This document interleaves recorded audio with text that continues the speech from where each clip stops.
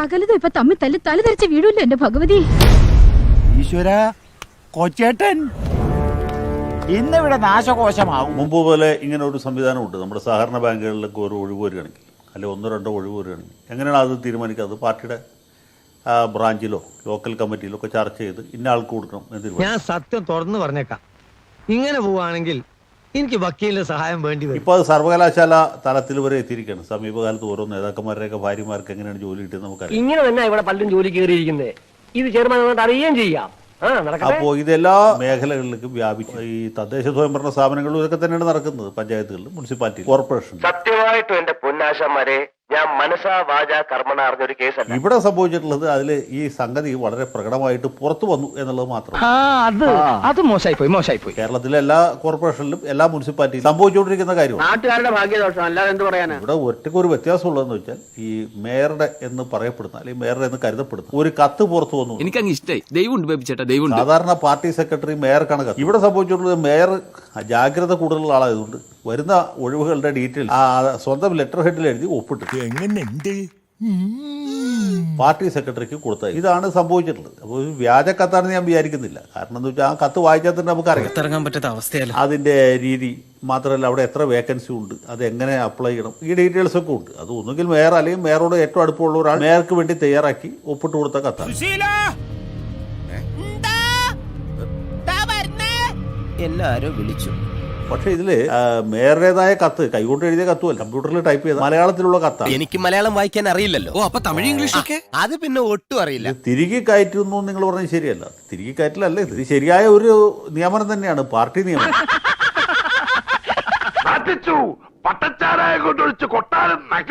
കാലാകാലങ്ങളായി നടന്നുകൊണ്ടിരിക്കുന്ന കാര്യം ഇപ്പോൾ വളരെ പ്രകടമായിരിക്കുന്നു. വളരെ പച്ചയ്ക്ക് ഇത് കത്ത് പുറത്തു വന്നു. പക്ഷെ മേയറുടെ പ്രായക്കുറവുകൊണ്ട് പരിചയക്കുറവുകൊണ്ട് സംഭവിച്ചു പോയതായിരിക്കും എന്ന് എനിക്ക് തോന്നുന്നു. എന്ത് ചെയ്യുന്നതിന് മുമ്പും ഒന്ന് ആലോചിക്കണം, വെറുതെ എടുത്തു ചാടരുത്. ഇത് ഒരു കമ്പ്യൂട്ടറിൽ നിന്ന് ജനറേറ്റ് ചെയ്ത കോപ്പിയല്ല. കാരണം മേയറുടെ ഒപ്പിട്ട് മേയർ ഒപ്പിട്ടതിന് ശേഷമാണ് ഈ കത്ത് ചോർന്നിട്ടുള്ളത് എന്ന കാര്യമാണ് ഇതിൽ ഏറ്റവും കൗതുകരമായിട്ടുള്ള കാര്യം. അപ്പൊ ഇതിനകത്ത് എന്തോ ചുറ്റിക്കളി ഉണ്ടല്ലോ. എന്ത് ചുറ്റിക്കളി? ഒരു ചുറ്റിക്കളി ഇല്ലല്ലേ? ശരി, അറിയാത്ത പിള്ളക്ക് ചൊറിയുമ്പോഴേ അറിയൂ, പറഞ്ഞാൽ അനുസരിക്കൂലല്ലോ, അനുഭവിക്കുക. അപ്പൊ ഇത് ഒരു തുടർച്ചയാണ്. സ്വാഭാവികമായിട്ടും ഉമ്മൻചാണ്ടിയുടെ പേര് അനുസ്മരിക്കുന്നതിന് തകരാറൊന്നുമില്ല. അനുസ്മരിക്കണമെന്ന് മുഖ്യമന്ത്രിക്ക് തോന്നിയില്ല. നമുക്ക് അദ്ദേഹത്തെ കൊണ്ട് നിർബന്ധിച്ച് അനുസ്മരിപ്പിക്കാൻ പറ്റിയില്ല. ഇങ്ങോട്ട് പോകുന്നപ്പോ ഞാൻ ഇതിൽ കൂടുതൽ പ്രതീക്ഷിച്ച. മാത്രമല്ല ഇതിപ്പോ ഇത്രയല്ലേ ഉള്ളൂ. ഈ കൊച്ചി മെട്രോ എന്ന് പറഞ്ഞൊരു വലിയ അത്ഭുതമുണ്ട്. അനുഭവമുള്ളതാണ് കൊച്ചി മെട്രോ ഉണ്ട്. അതിന്റെ ഉദ്ഘാടനം ബഹുമാനപ്പെട്ട പ്രധാനമന്ത്രി നരേന്ദ്രമോദിയാണ് നിർവഹിച്ചത്. ഈ മഹത്തായ സ്ഥാപനത്തിന്റെ ഉദ്ഘാടന കർമ്മം ഞാൻ നിർവഹിക്കുകയാണ്. ഒന്നാം പിണറായി സർക്കാർ അധികാരമേൽക്കുന്ന സമയത്ത് കൊച്ചി മെട്രോയുടെ പാലാരിവട്ടം വരെയുള്ള അല്ലെങ്കിൽ കലൂര് വരെയുള്ള പണിയുടെ ഒരു 85% തീർന്നു. പിന്നെ അവിടെ പൂച്ചട്ടി വെച്ച് പിടിപ്പിക്കുകയും പെയിന്റ് അടിക്കുകയും ചെയ്യുന്ന ജോലി മാത്രമേ ബാക്കിയുണ്ടാവും. എന്നിട്ട് എന്തുണ്ടായത്? അന്ന് ഉമ്മൻചാണ്ടി ആരോഗ്യത്തോടെ ഇരിക്കുന്ന സമയമാണ്. അദ്ദേഹത്തെ സ്റ്റേജിൽ കയറ്റണമെന്ന് സർക്കാരിന് തോന്നിയില്ല. ഇതൊരു വല്ലാത്ത ജന്മം തന്നെ. അതെ, ഇതൊരു വല്ലാത്ത ജന്മം തന്നെയാണ്. ഞാൻ ഇതുവരെ പറഞ്ഞില്ലെന്നേ ഉള്ളൂ. നരേന്ദ്രമോദി ഉദ്ഘാടനം ചെയ്തു. പിണറായി വിജയൻ സ്റ്റേജിൽ അധ്യക്ഷത വഹിച്ചു. അന്ന് പ്രതിപക്ഷ നേതാവായിരുന്ന രമേശ് ചെന്നിത്തലയെ കൂടി വിളിക്കാനുള്ള ഒരു മഹാമനസ്കത കാണിച്ചു. ഈ മുഖച്ഛായ തോന്നലായിരിക്കും.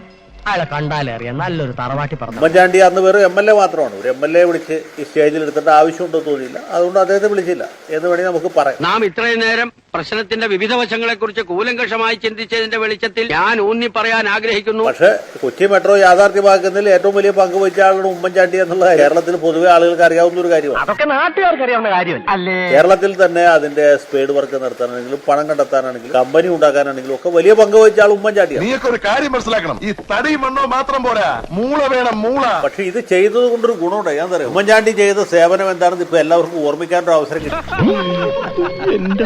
നേരെ മറിച്ച് ഇദ്ദേഹം പ്രസംഗത്തിൽ എന്റെ മുൻഗാമിയായിരുന്ന ശ്രീ ഉമ്മൻചാണ്ടി ഈ കാര്യത്തിൽ വഹിച്ച നിസ്തുലമായ പങ്കിനെ ഞാൻ അനുസ്മരിക്കുന്നു എന്നൊരു വാചകം പറഞ്ഞിരുന്നെങ്കിൽ ഇന്നിപ്പോ ഈ ചർച്ച ഉണ്ടാവില്ല.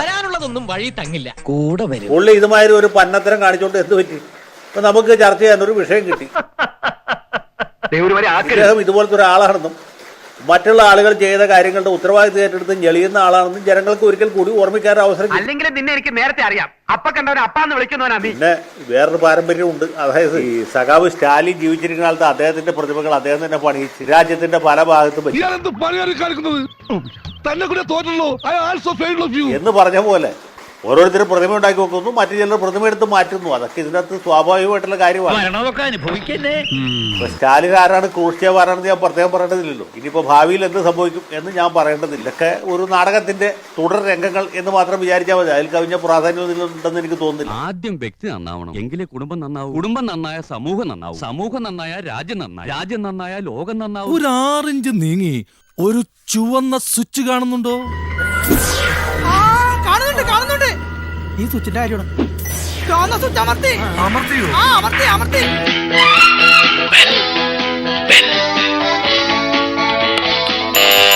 Thank you.